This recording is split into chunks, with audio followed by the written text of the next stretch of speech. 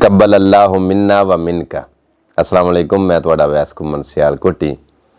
पाकिस्तान तो बाहर रहने वाले परदेसी अज ईद का दूसरा दिन मना रहे हैं और पाकिस्तान दे विच अज ईद का पहला दिन। मेरी तरफों तमाम अहलिया ने इस्लाम नूं, निक्कियां नूं, वड्डियां नूं, बीबियां नूं, बंदियां नूं, चाचियां, ताइयां, फुफियां, मासियां, दादियां, नानियां, वीर, निक्के भरा जेड़े वड्डे ने मेरे तो, चाचे, ताए, मामे, मेरे रिस्पैक्टेबल सारे काबले एहतराम मुसलमानां नूं ईद उल अज़हा दी बहुत ही मुबारक होवे।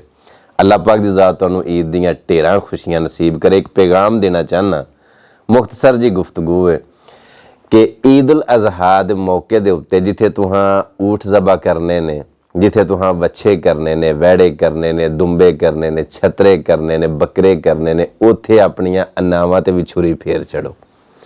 ईद उल अज़हा दे कुर्बानी दे मौके दे उत्ते अपनियां अनावां कुर्बान करो, अपने गुस्से कुर्बान करो, अपनियां जिदां कुर्बान करो। सब तो वड्डी कुर्बानी ये वे।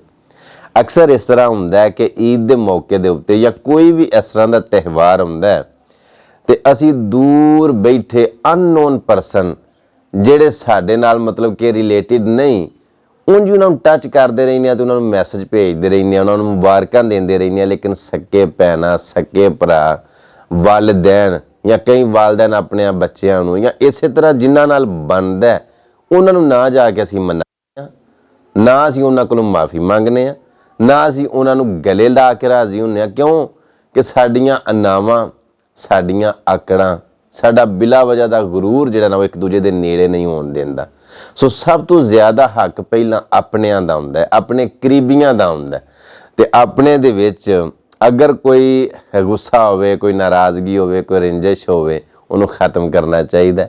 उन्होंने इस ईद के उत्ते कुर्बान करके, उन्होंने छुरी फेर के, उन्होंने तुसीं ज़बा करके ते तुसीं एक दूजे के नेड़े नेड़े हो। अल्लाह पाक दी ज़ात तुहाडे दुंबे, छतरे, बकरे, तुहाडे जो भी जानवर तुसां ले ने, अल्लाह पाक दी ज़ात कबूल मंजूर फरमावे। एक होर निक्का जिहा पैगाम है, मेरे जानवर नूं अलहमदुलिल्लाह तकबीर फिर गई है, कसाई लगे ने गोश्त बनाने वास्ते। मैं तुहाडे अगे रिक्वेस्ट करना चाहना कि जिन्हों भी गोश्त देना है ना, कम से कम इन्ना कर दिओ कि उहदी हांडी दा मतलब गोश्त उहनूं दे दिओ। नहीं तो हुंदा अक्सर इस तरह कि दो बोटियां किसी हल घल के ना उहनूं झकानी दवाउण वाली गल, ਉਹ ਜਿਹਦੇ ਹਲ ਦੋ ਬੋਟੀਆਂ ਘੱਲਦੇ ਹੋ ਨਾ, ਉਹ ਇੰਤਜ਼ਾਰ ਕਰਦਾ ਰਹਿੰਦਾ ਕਿ ਹੁਣ ਹੋਰ ਕਿਸੇ ਘਰੋਂ ਦੋ ਬੋਟੀਆਂ ਆਵੇ ਤੇ ਹੋਰ ਕਿਸੇ ਘਰੋਂ ਕੋਈ ਆਵੇ ਥੋੜਾ ਬਹੁਤ ਤੇ ਰਲਾ ਮਰਲਾ ਕੇ ਨਾ ਤੇ ਸਾਡੀ ਹਾਂਡੀ ਪੱਕ ਜਾਵੇ।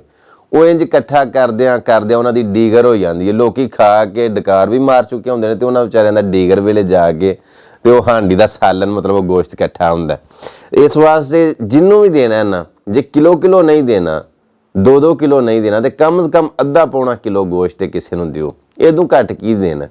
जे वड्डा जानवर है वो अपने हिसाब दे नाल जिन्ना जिन्ना तुसीं देना चाहते हो